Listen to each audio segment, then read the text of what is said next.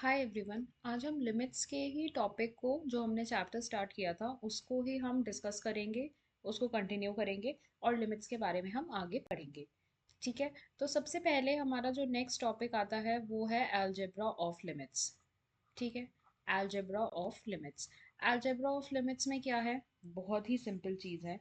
चार पांच हमारे तरीके हैं, चार पांच हमारे लिमिट्स के कुछ फॉर्मूलाज हैं जो आपको याद रखने हैं।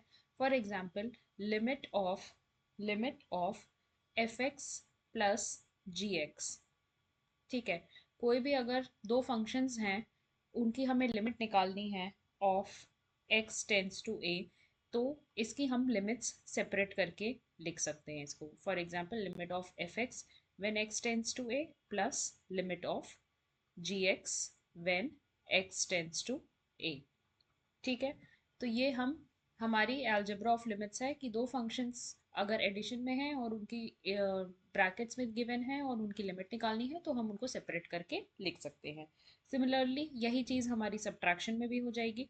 अगर limit of F x minus g x है, f x minus g x है, तो ये सेपरेट करके इन्हें limit of F x x tends to a minus limit of g x x tends to a हो जाएगा। ठीक है। सिमिलरली यही हमारा प्रोडक्ट में भी होता है।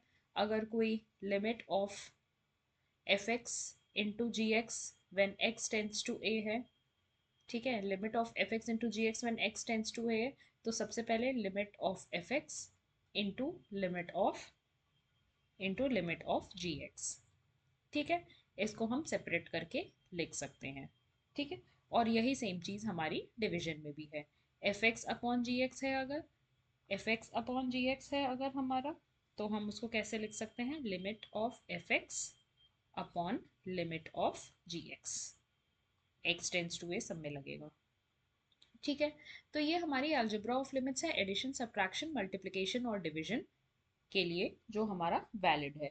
एक जो इसमें न्यू चीज़ आती है अलजेब्रा ऑफ लिमिट्स में, वो ये है कि अगर हमारा limit of any constant function, for example k into f of x where x tends to a, तो हमारा कांस्टेंट हमेशा बाहर आ जाता है। k into limit of F X where x tends to a। ठीक है। इसमें हमारा कांस्टेंट फंक्शन, जैसे अगर हमारे यहाँ पे कोई 3 into x - 1 है, इसकी हमें लिमिट निकालनी है एट x टेंस टू 1। ठीक है। इस फंक्शन की हमें लिमिट निकालनी है एट एक्स टेंस टू 1। तो इस फंक्शन को हम कैसे लिख सकते हैं? 3 हम बाहर ले लेंगे into limit of x - 1 X tends to 1। ठीक है। बस हमने कांस्टेंट फंक्शन अंदर से बाहर इसको हम लिख सकते हैं। तो इसकी वैल्यू निकालने के बाद इसे 3 से मल्टीप्लाई कर देंगे तो हमारी लिमिट की वैल्यू आ जाएगी।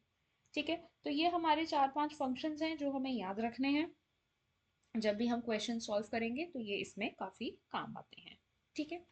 अब एक चीज़ हमें हमेशा याद रखनी है, लिमिट ऑफ पॉलिनॉमियल फंक्शंस। किसी भी पॉलिनॉमियल की जो लिमिट होगी, किसी भी पॉलिनॉमियल की जो लिमिट अगर हमें गिवन है, कोई पॉलिनॉमियल गिवन है, उसकी हमें लिमिट निकालनी है, तो उसकी लिमिट निकालने के लिए क्या होगा? Limit of any polynomial function, कोई भी पॉलिनॉमियल है x to the power of n where x tends to a, तो इसकी वैल्यू हमेशा a to the power n होगी। ठीक है। ये हमारा बेसिक रूल है जो हमें याद रखना है। फॉर एग्जाम्पल, अगर हमें दिया है limit of X square where X tends to 1, तो पॉलिनॉमियल फंक्शंस के लिए ये हमेशा वैलिड होता है कि जिस भी वैल्यू को टेंड कर रही है एक्स की वैल्यू, वो वैल्यू इस फंक्शन में रख के हम डायरेक्ट आंसर निकाल सकते हैं। This is only valid for polynomial functions. ठीक है। ये सिर्फ पॉलिनॉमियल फंक्शंस में ही आप कर सकते हैं। ठीक है। तो किसी भी पॉलिनॉमियल फंक्शन की अगर हमें लिमिट निकालनी है तो डायरेक्टली उसकी वैल्यू आप उस फंक्शन में पुट कर दीजिए, आपके पास लिमिट की वैल्यू आ जाएगी, फंक्शन की टोटल वैल्यू आ जाएगी। ठीक है। तो इसके बेसिस पे कुछ एग्जांपल्स कर लेते हैं हम, तो आपको इजी होगा समझने में। For example, suppose we have limit of x tends to 1 X cube minus X square plus 1। ठीक है। इसकी हमें लिमिट निकालनी है। हमें पता है ये पॉलिनोमियल फंक्शन है, कुछ नहीं करेंगे, डायरेक्टली वैल्यूज पुट कर दीजिए। 1 क्यूब एक्स टेंस टू 1 है तो 1 की वैल्यू पुट कर दीजिए अपने पॉलिनोमियल में। 1 क्यूब माइनस 1 स्क्वायर प्लस 1 कितना हो गया, 1 माइनस 1 प्लस 1 कितना हो गया, ये आपका 1। आपकी वैल्यू आ गई लिमिट की 1। ठीक है, ऐसे ही आप फॉर एग्जाम्पल एक नेक्स्ट एग्जाम्पल ले लेते हैं। Limit of x into X plus 1 where x tends to 3। Polynomial function है, कुछ नहीं करना है, लिमिट की जो वैल्यू निकालने को बोली है, x की जो वैल्यू लिखी है सीधी की सीधी वो उसमें पुट कर दीजिए। कितना आ गया, 3 इंटू 4 विच इज 12।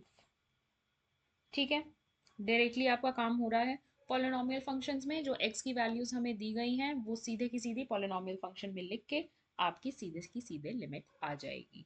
ठीक है, अब एक तो ये टाइप के क्वेश्चंस हो गए जिसमें हम डायरेक्टली पॉलिनोमियल फंक्शंस में हम डायरेक्टली लिमिट x की वैल्यू जो भी हमें दी है वो वैल्यू पुट करके हम लिमिट की वैल्यू निकाल सकते हैं।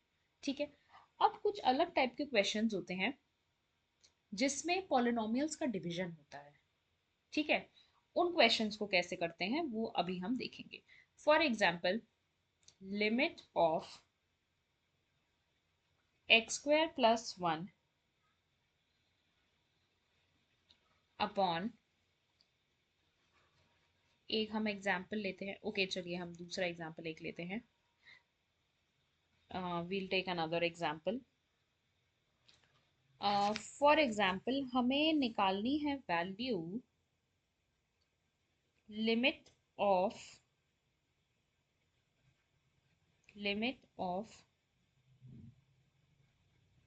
X cube minus 4x² plus 4x upon X square minus 4 at x tends to 2।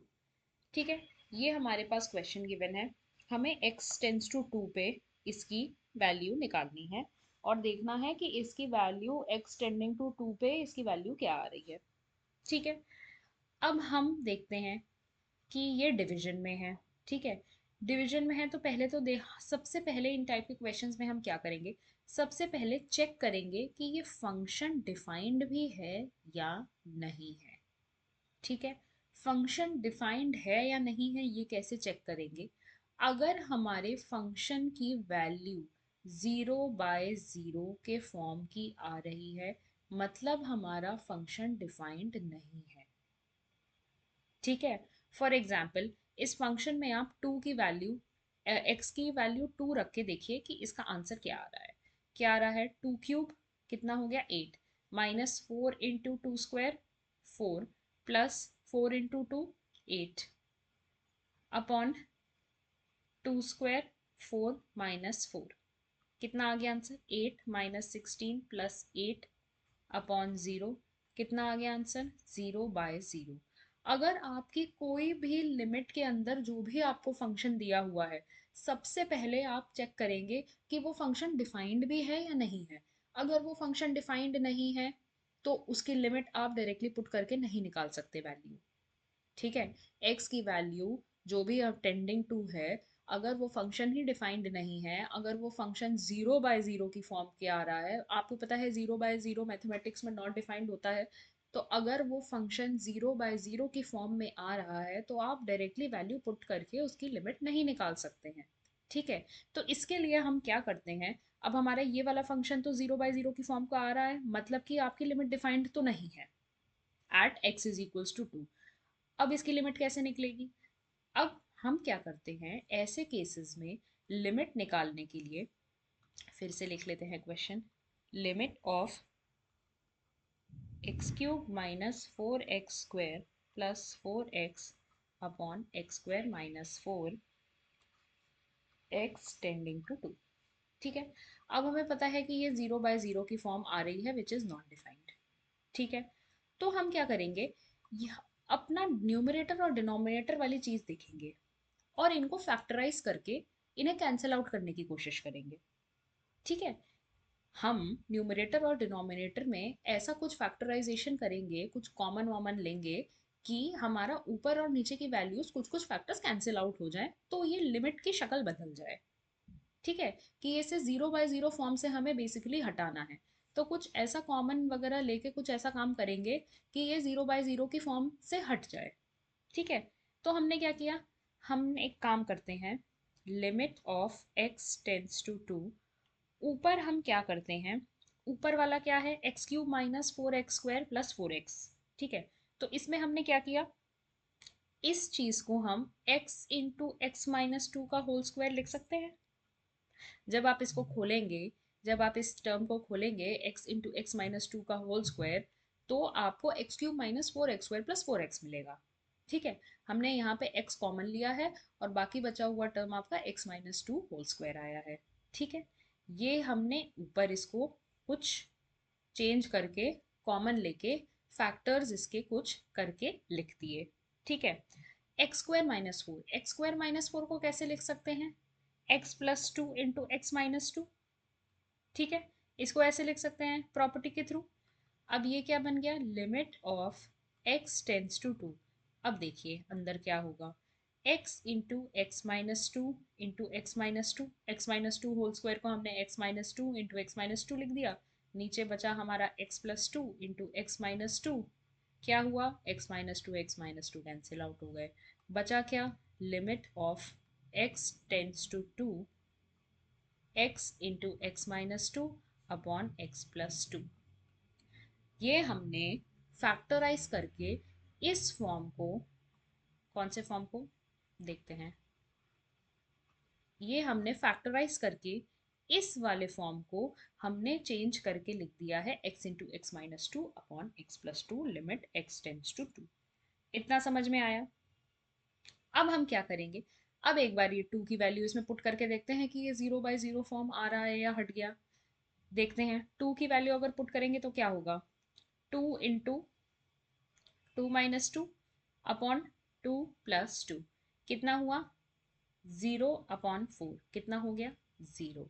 तो ये हमारा 0/0 के फॉर्म से तो हट चुका है ना, ये हमारा 0/0 के फॉर्म से हट चुका है, नॉट डिफाइंड नहीं है, तो हम डायरेक्टली इसमें 2 की वैल्यू पुट कर देंगे अपॉन 2 + 2।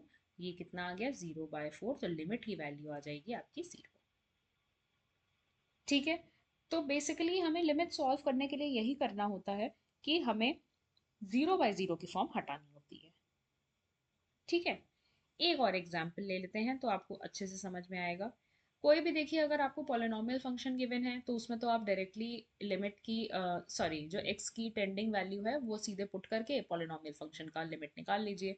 लेकिन अगर आपको डिवीजन में कोई पॉलिनॉमियल्स दिए हुए हैं तो सबसे पहले आप उनकी चेक करेंगे कि वो डिफाइंड हैं या नहीं है। अगर वो नॉट डिफाइंड है तो उसको फैक्टराइज करके, कॉमन लेके, कुछ भी करके, ऊपर नीचे कैंसिल आउट करके आप जो मन चाहे करिए। जो मन चाहे मतलब कि ऐसा भी नहीं कि कुछ भी कर दीजिए, लेकिन कुछ ना कुछ उसको फैक्टराइज करके, कॉमन फैक्टर लेके कैंसिल आउट करिए, ताकि उसकी लिमिट 0/0 की हट जाए। और फिर उसमें x की वैल्यू पुट करके उसको सॉल्व कर लीजिए।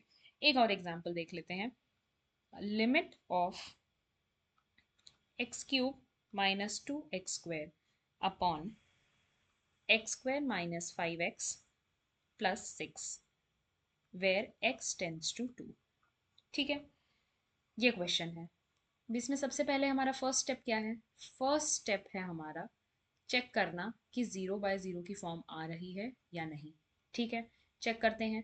2 इसमें पुट करिए, 2³ हो गया हमारा 8, -2 इंटू 2² हो गया 4, 4 × 2 = 8, 8 - 8 ऊपर तो 0 आ गया। नीचे क्या है, 2² -5 इंटू 2 प्लस 6, 2² हो गया 4, -5 इंटू 2 10 प्लस 6, नीचे भी 0 आ गया। तो हमारी 0/0 की फॉर्म तो आ रही है। अब क्या करना पड़ेगा, अब क्या करना पड़ेगा, अब हमें लेना पड़ेगा कॉमन और इसको ऐसे फैक्टर्स करके लिखना पड़ेगा। तो ऊपर क्या कर सकते हैं, एक काम करते हैं, ऊपर x² कॉमन ले लेते हैं। x² अगर हम कॉमन ले लेंगे, अंदर क्या बचेगा, x माइनस टू अपॉन, अब नीचे तो है हमारा क्वाड्रेटिक इक्वेशन। ये क्वाड्रेटिक इक्वेशन कि आप बहुत आसानी से फैक्टर्स निकाल सकते हैं, स्प्लिटिंग द मिडल टर्म करके, जो पुरानी क्लासेस में हमने पढ़ा है। स्प्लिटिंग द मिडल टर्म करके इसके क्या फैक्टर्स आएंगे, आप जब सॉल्व करेंगे तो इसके फैक्टर्स आएंगे x - 2 एंड x - 3। ठीक है, इसको आप जब सॉल्व करेंगे इस क्वाड्रेटिक इक्वेशन को एक्स स्क्वायर माइनस 5x+6, तो इसके फैक्टर्स आएंगे x-2 एंड x-3।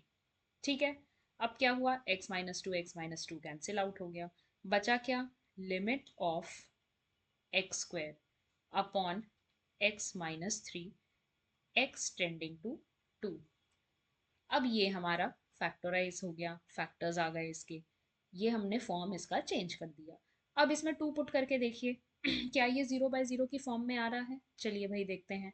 2 का होल स्क्वायर अपॉन 2 - 3 कितना हुआ, 4 upon -1 which is equals to -4।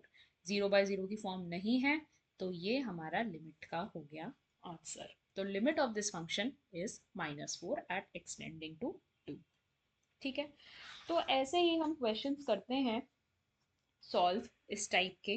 तो बेसिकली आज हमने ये सीखा कि किसी भी पॉलिनॉमियल फंक्शन की अगर हमें लिमिट निकालनी है, तो पॉलिनॉमियल फंक्शन जिस वैल्यू पे टेंड कर रहा है एक्स, वो वैल्यू डायरेक्टली पॉलिनॉमियल फंक्शन में पुट कर दीजिए और आपका आंसर आ जाएगा। ठीक है, अगर कोई दो एक्सप्रेशन अलजेब्राइक डिवीजन में है, तो हम क्या करेंगे, सबसे फर्स्ट मेथड है कि पहले 0/0 की फॉर्म चेक करेंगे कि वो 0/0 नॉट डिफाइंड है फंक्शन या नहीं है। अगर वो नॉट डिफाइंड है, 0/0 की फॉर्म में आ रहा है, तो आप उसको कुछ करके फैक्टराइज करेंगे, कॉमन लेंगे ताकि ऊपर और नीचे की कुछ टर्म्स कैंसिल आउट हो जाए। फिर दोबारा x टेंड्स टू जो भी वैल्यू है वो उस फंक्शन में पुट करके देखेंगे कि वो 0/0 फॉर्म की आ रही है या नहीं आ रही है। अगर नहीं आ रही है तो आप उसको सॉल्व कर लेंगे, आ रही है तो उसको और कॉमन लेके कुछ फैक्टराइज करेंगे। तो इस तरीके से हम लिमिट्स की वैल्यूज फाइंड आउट करते हैं ऑफ वेरियस फंक्शंस।